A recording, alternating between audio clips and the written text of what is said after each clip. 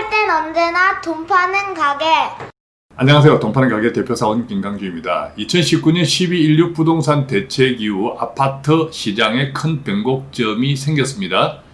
이 고가 주택에 대한 이 거래 위축 그리고 가격이 하향 떨어지는 것은 말할 것도 없고 9억 원 이하 이 아파트 이 집값은 오히려 다소 상승하는 영향 또 이 전세 가격의 상승 등등 다양한 방향이 나타나고 있습니다만 전체적으로는 이 아파트 투자로 돈 벌기가 갈수록 힘들어졌다. 자, 그 점은 분명해 보입니다. 그래서 오늘은 아파트 투자로 돈 벌기 힘든 최근 5가지 뉴스를 한번 정리해 보겠습니다.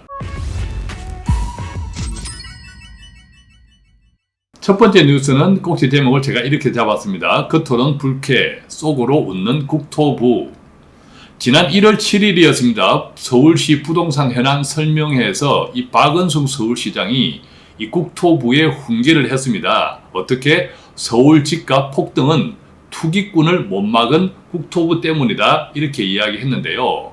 동시에 어떤 통계 자료를 내세웠냐 하면 서울시 이제 준공기준 연평균 주택 공급을 이제 지금 자료 화면에 나오는 세 가지 시기별로 좀 정리를 해서 발표했는데 첫 번째 2008년에서 2013년 5년 동안 6만 1000호가 서울시 주택이 공급되었는데 그 가운데 아파트는 3만 4000호 그리고 두 번째 시기 2014년에서 2019년에 이르는 또 5년 동안에는 서울시에서 주택이 7만 8000호가 공급이 되었고 그 가운데 아파트는 3만 6000호 또 세 번째 시기 2020년에서 2025년 이 앞으로의 기간이 포함된 이 5년 동안에는 8만 2000호가 공급 예정인데 그 가운데 아파트가 4만 1000호 공급 예정이다. 이것은 어떤 의미냐? 이 서울시 박원순 시장 입장에서는 공급이 부족해서 아파트 가격이 폭등한 것이 아니다라고 이야기를 하는 거죠.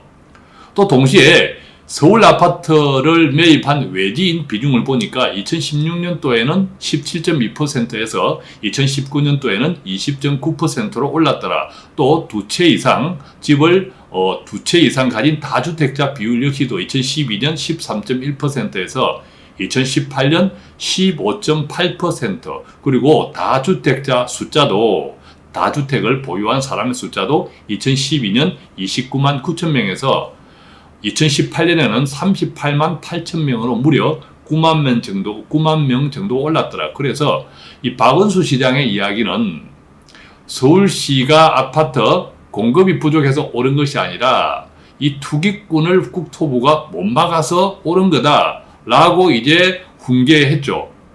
자, 이 국토부 역시도 여러 가지 정책, 우리가 알고 있는 정책을 펼치면서 서울 집값을 또 이 투기꾼들을 막으려고 하고 있는데 먼저 나서서 박원순 시장이 훈계를 하니까 상당히 불쾌했죠. 그렇지만 속으로는 웃습니다. 왜? 동시에 박원순 시장은 어떻게 이야기했냐면 부동산 국민 공유제, 보유세 강화, 공시가격 인상 등 강력한 대책을 필요하다라고 주장했죠.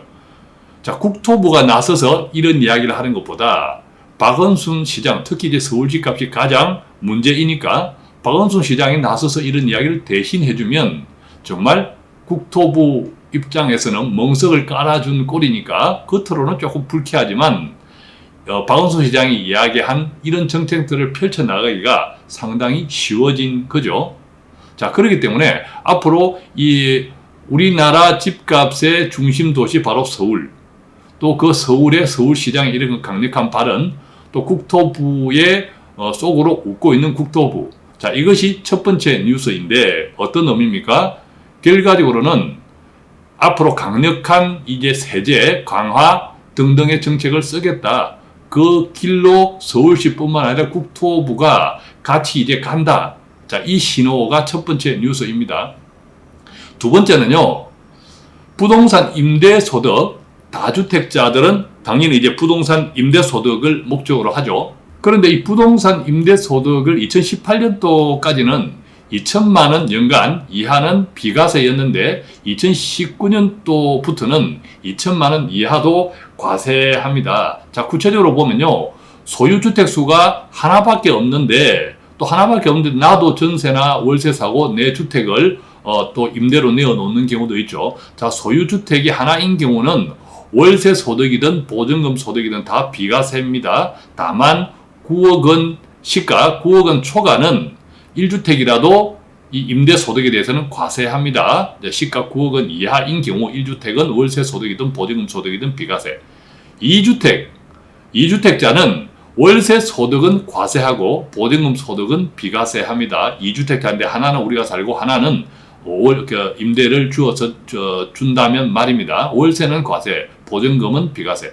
3주택부터는 월세 소득 당연히 과세하고 이 보증금 소득도 간주 임대로 과세합니다. 즉 보증금을 월세 소득으로 이제 추정을 해서 이제 계산 방식에 따라서 과세한다라는 뜻입니다.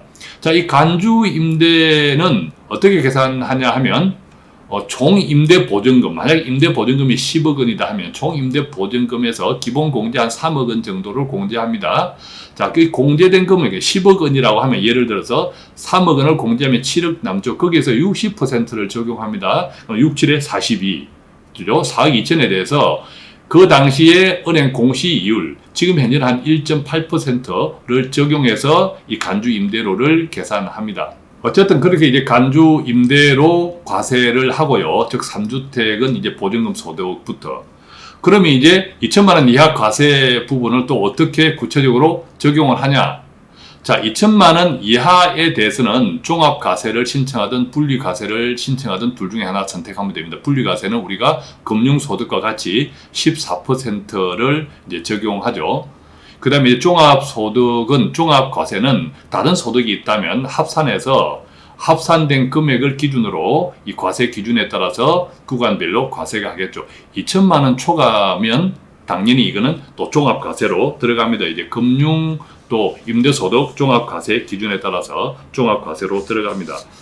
자, 그렇다면 요즘 이런 질문들이 많습니다. 임대 사업자 등록을 해야 합니까? 임대 사업자 등록을 해야 합니다. 또 임대 소득이 있음에도 불구하고 조금 전에 말씀드린 이 기준에 적용되는데도 불구하고 이게 신고를 하지 않으면 가산세도 이제 부과합니다. 아직까지 임대 사업자 등록을 안 했는데 이런 케이스는 이달 21일까지 사업자 등록 신청을 해야 합니다. 자, 사업자 등록 신청을 하지 않은 상태에서 또 임대 소득이 신고되면 가산세 당연히 또 적용됩니다. 이 임대 소득을 신고하지 않으면 아까 말씀드린 대로 또 가산세가 적용됩니다. 참 이제 애매한 경우도 많을 건데 케이스 바이 케이스 또 여러 종류가 많기 때문에 그런 부분들은 가까운 세무사나 등등에서 한번 확인해 보시고요. 어쨌든 두 번째 뉴스, 부동산 임대 소득이 2천만 원 이하 가세가 2019년부터 적용되는 이 이야기는 어떤 이야기입니까? 이제 다주택자들이 이 다주택을 통해서 이익을 얻기가 상당히 힘들어지고 있다. 자, 이렇게 이해하시면 되겠죠. 자, 그 다음에 세 번째 뉴스입니다. 여의도 면적 26.6배에 해당하는 군사시설 보호구역을 추가로 해제하기로 결정을 했습니다. 1월 9일 당정협의에서인데요. 자, 구체적으로 내용을 보면 그렇습니다. 여의도 면적이 26.6배입니다. 군사작전상 제한이 없는 14개 지역 군사시설 보호구역 총 이게 7,709만 6,121평방미터라고 합니다. 이 해제 지역의 79%는 강원도 아무래도 이제 군사 접경 지역 강원도가 많죠. 그 다음에 19%는 경기, 연천 이런 등등. 또 뿐만 아니라 인천, 충주, 창원도 포함되어 있다고 합니다. 이게 군사 시설이 있는 주변이죠. 자, 이 가운데 또 이제 통제 보호구역 약 5만 평방미터에 대해서는 이 제한 보호구역으로 또 완화시킨다고 합니다. 완화되면 건축물이 신축이 가능한 거죠.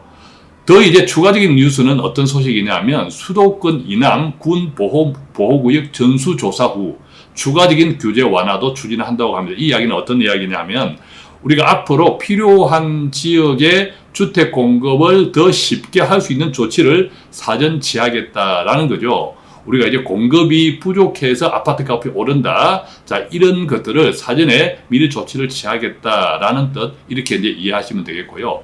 네 번째는요, 이 대통령의 신년사입니다. 지난 1월 7일이었죠. 투기와의 전쟁을 선언했습니다. 자, 이렇게 이야기했습니다. 부동산 시장의 안정, 실수요자 보호, 투기 억제에 대한 정부의 의지는 확고하다. 또 부동산 투기와의 전쟁에서 절대 지지 않을 것. 자, 이렇게 이야기를 했죠.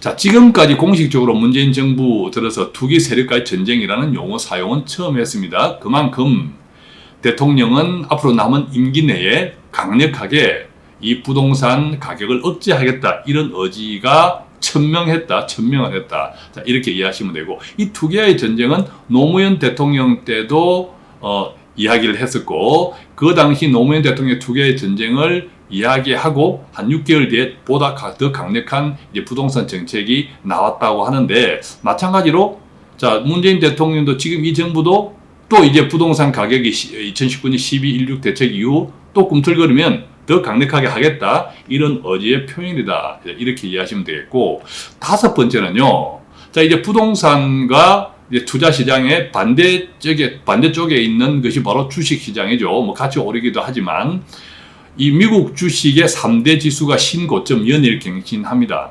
자, 뭐 오늘 또 미국 주식 3대 지수가 신고점을 연일 갱신했다는 뉴스가 들어와 있고요.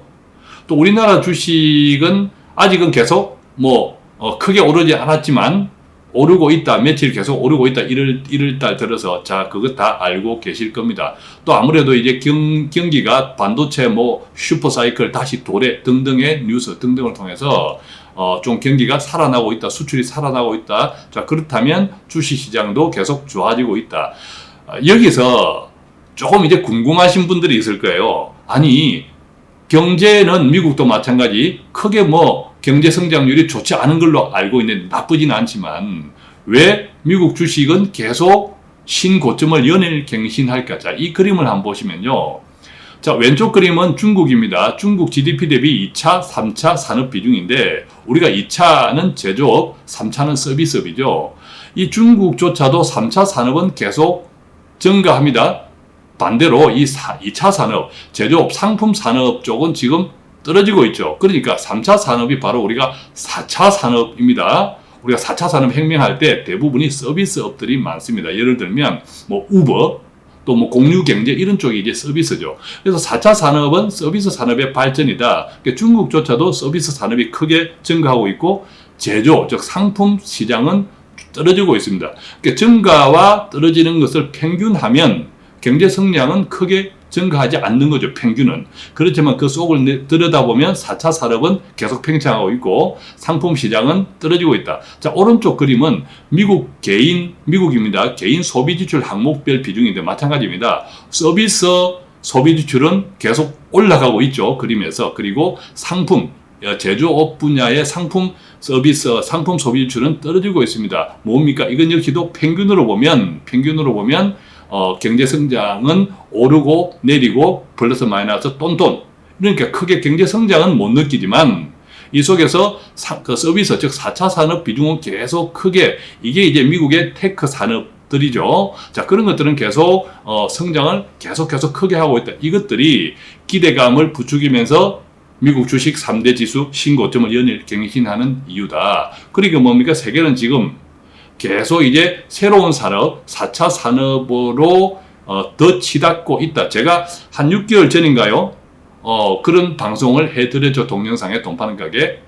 6개월만 기다리면 이제 큰 슈퍼사이클이 온다. 그것이 지금 기점이죠. 그 영상 한번 챙겨보시고. 그래서 오늘 이렇게 한 5가지 정도를 말씀드렸지만, 자, 이런 것들이 결과적으로 앞으로 이제 부동산, 특히 집값, 아파트 투자를 통해서 돈 벌기가 힘들어지는 점점 이제 구조적인 여러 가지 환경적인 요인이 되어가고 있습니다. 그래서 아파트로 돈 벌기보다는 내 집 마련, 이런 실수요자는 당연히 이제 보호되는 정책으로 가고 있으니까, 아파트 가지고 우리가 돈 벌겠다, 이런 것은 굉장히 위축된다. 이 점 조금 유념하시고, 앞으로 이제 어떻게 투자할까라는 부분을 고심하실 때 참고하시면 좋겠습니다. 자, 오늘은 이렇게 해서 아파트로 돈 벌기 힘든 5가지 뉴스를 좀 정리해 드렸는데 도움이 되셨습니까? 구독하시거나 다른 좋은 분들께 공유해 주시면 더욱 감사합니다. 간단한 문의는 025360-153 또는 카톡 프로드 친구 돈 파는 가게 1대1 채팅창 통해서 문의해 주시면 아는 범위 내에 최선을 다해서 답해 드리겠습니다. 고맙습니다.